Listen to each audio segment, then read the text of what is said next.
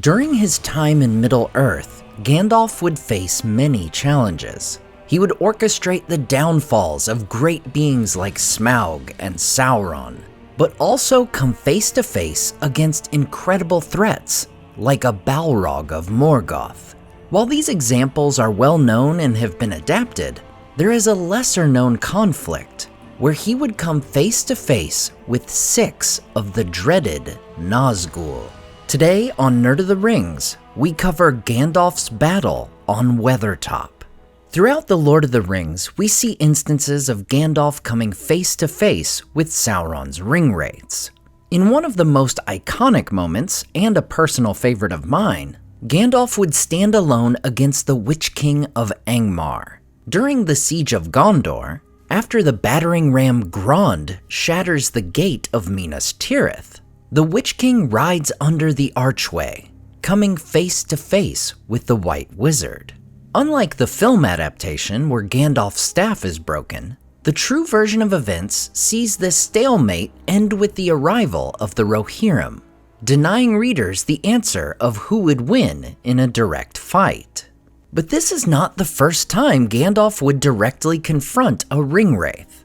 The first instance is both lesser known and arguably the most impressive. It comes after the Grey Wizard's escape from Saruman. Having taken Shadowfax from Rohan, Gandalf is making his way through Eriador, seeking to catch up to the Ringbearer. Our first hint of this confrontation actually comes from Frodo's perspective, after the hobbits have left Bree with Strider. As they rest in the wilderness on the night of October 3rd, 3018, we read, "As Frodo lay, tired but unable to close his eyes, it seemed to him that far away there came a light in the eastern sky. It flashed and faded many times. It was not the dawn, for that was still some hours off. What is the light?" he said to Strider, who had risen and was standing, gazing ahead into the night. "I do not know," Strider answered. "It is too distant to make out. It is like lightning that leaps up from the hilltops." Frodo lay down again, but for a long while he could still see the white flashes, and against them the tall dark figure of Strider, standing silent and watchful. 3 days later, Aragorn and the hobbits come to Weathertop, where they find the first evidence of an epic clash. First, they discover a stone with markings upon it, interpreted by Aragorn as a G rune and a 3, meaning that Gandalf was present upon Weathertop on October 3rd. Given the brevity of the message, Gandalf was clearly in a hurry. "For myself, I believed that he was here and was in danger. There have been scorching flames here, and now the light that we saw 3 nights ago in the eastern sky comes back to my mind. I guess that he was attacked on this hilltop, but with what result I cannot tell. He is here no longer, and we must now look after ourselves and make our own way to Rivendell as best we can." Not knowing what has become of Gandalf, Aragorn and the hobbits realize they are on their own. They must make the 20-day journey to Rivendell without the help of their wizard ally. It is only after arriving in Rivendell that they would learn that Gandalf indeed had fought the Nazgûl upon Weathertop. Between Gandalf's own words and portions of text found in the Lord of the Rings Reader's Companion, we can put together the sequence of events in this clash of supernatural beings. The day before Gandalf's arrival, 4 of the Ringwraiths meet near Weathertop, as they've been seeking the Ringbearer. One remains there, while the other 3 go eastward, on or near the road. Meanwhile, the Witch King and the other 4 Nazgûl are aware of Gandalf making his way toward the old watchtower of Aman-Sul. Yet, as Gandalf says in Rivendell, they would not yet challenge him. "I galloped to Weathertop like a gale, and I reached it before sundown on my 2nd day from Bree, and they were there before me. They drew away from me, for they felt the coming of my anger, and they dared not face it while the sun was in the sky." As they withdraw into hiding as Gandalf goes toward Weathertop, the Witch King feels great fear. It turns out they not only feared Gandalf's anger, but they feared that the wizard had gained possession of the One Ring. This changes as Gandalf passes the Nazgûl, for as Gandalf passes, the Witch King can tell that he is not the bearer of the One.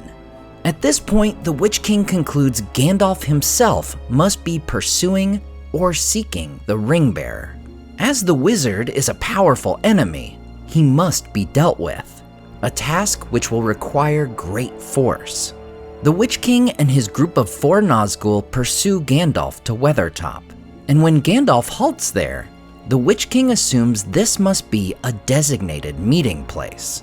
Now joined by the Ringwraith who had remained at Weathertop, 6 of the Nazgûl attack the Grey Wizard, in much the same manner as Frodo's later encounter with the Ringwraiths. They closed round at night, and I was besieged on the hilltop, in the old ring of Amansul. I was hard put to it indeed. Such light and flame cannot have been seen on Weathertop since the war beacons of old. But what transpired in this battle? How did Gandalf fight off 6 of Sauron's deadliest servants? Unfortunately, we don't get a full account of how this fight unfolded. However, we can look to other instances of Gandalf using his abilities in battle. One that feels eerily similar is the final days of his battle against the Balrog. After pursuing the demon of shadow and flame to the peak of Celebdil, he fights the Balrog once again. And from the vantage point of those looking up to the mountains, it is described as crowned with a storm. And it said thunder was heard, and lightning smote upon Celebdil, and leaped back, broken into tongues of fire. We can also look at Gandalf's later encounter with the Nazgûl. Here he is now in the upgraded form of Gandalf the White, and likewise, the Nazgûl are nearer to their master, their power bolstered. And they are on no mere horses, but on dreaded winged beasts. The Nazgûl are pursuing Gondorian soldiers retreating across the Pelennor when the White Rider emerges. Pippin got up and peered out. At that moment, he caught a flash of white and silver coming from the north, like a small star down on the dusky fields. It moved with the speed of an arrow and grew as it came, converging swiftly with the flight of the 4 men towards the gate. It seemed to Pippin that a pale light was spread about it, and the heavy shadows gave way before it. And then, as it drew near, he thought that he heard, like an echo in the walls, a great voice calling. But now the dark, swooping shadows were aware of the newcomer. One wheeled towards him, but it seemed to Pippin that he raised his hand, and from it a shaft of white light stabbed upwards. The Nazgûl gave a long, wailing cry and swerved away. And with that, the 4 others wavered, and then rising in swift spirals, they passed away eastward, vanishing into the lowering cloud above. And down on the Pelennor, it seemed for a while less dark. Like these later encounters, we can see evidence of Gandalf wielding great power against his enemies. For as Aragorn notices when they come to Weathertop, the area had been marked by scorching flames. Clearly, Gandalf, whether gray or white, is capable of using light and lightning and flame to his advantage. In the end, this battle at Weathertop would prove pivotal in the journey of the ringbearer. At sunrise on October 4th, Gandalf would escape his enemies and flee toward the north, following the Horwell up towards the mountains. For the wizard realized that seeking Frodo with the 9 on his heels would have been folly. His best play was to get the Nazgûl to pursue him, giving Frodo a better chance at safe passage. In the end, the Witch King would send 4 of his riders after Gandalf. The other 5, including the Witch King and Camul the Easterling, would gather and remain at Weathertop, where they would await the ringbearer. While Aragorn and the hobbits would make their own admirable stand against the Ringwraiths on Weathertop, the circumstances here are much different. The Witch King succeeds in stabbing the ringbearer with a Morgul knife. Unlike being driven off by Gandalf, the Nazgûl retreat in victory at Aragorn's counterattack. According to Tolkien, the Witch King has multiple reasons for this retreat. One is that they had succeeded in stabbing the ringbearer, and believed that he would only last a day or two before succumbing to its effects, severely underestimating the Hobbit. But secondly, as we find in Hammond and Skull's Reader's Companion, Tolkien says the Witch King is in a state of dismay. He's confused that the ringbearer should be a halfling, and not the mighty ranger who accompanied him. Tolkien also says he was shaken by the fire of Gandalf from 3 days prior.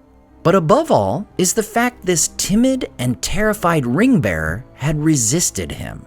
He had dared to strike at him with an enchanted sword made by the Witch King's own enemies specifically for his destruction, and the blade had only narrowly missed him. This halfling could only have gotten this sword in the barrows of Cardolan. Therefore he was, in some way, mightier than the Barrow-wights, which the Witch King had riled just days before. And the halfling had called on Elbereth, Queen of the Valar. These things combined, the might of Gandalf and the resistance of the ringbearer, concerns the Witch King greatly. And as Tolkien states, he began to perceive that the mission which Sauron had sent him was one of great peril to himself. Like so many works of the wizard Gandalf, his fighting the Nazgûl upon Weathertop is a mighty and valiant deed. Yet it is one part of a long sequence of deeds great and small that would ultimately bring about the demise of the Witch King, the Nazgûl, and their master. As always, I want to say a huge thank you to all my Patreon and YouTube supporters who make this channel possible. Tom DeBombadil 19, Lissamy the Cinda, Rabbi Rob Thomas, Charles Leisure, CCDC Red Team, Joe Tepper, The Mighty Mim, Andrew Carlisle, Swirled Traveler, Matthew Jeffrey, Viking Lord, Alvin Einbert, Jeremy Daniel Derby, Madame Director, Leo Vittori, Sky Carcass, Slide Belts, Dane Ragnarsson, Berto Berg, Graham Derricott, The Dark-Haired One, Wyland, Z and N, Evely, Kia, Freya Firestar, Micah Wu, and Debbie. If you enjoyed the artwork in this video, check out the artists in the description to purchase prints of their great work for yourself. Thanks so much for watching, and we'll see you next time on Nerd of the Rings.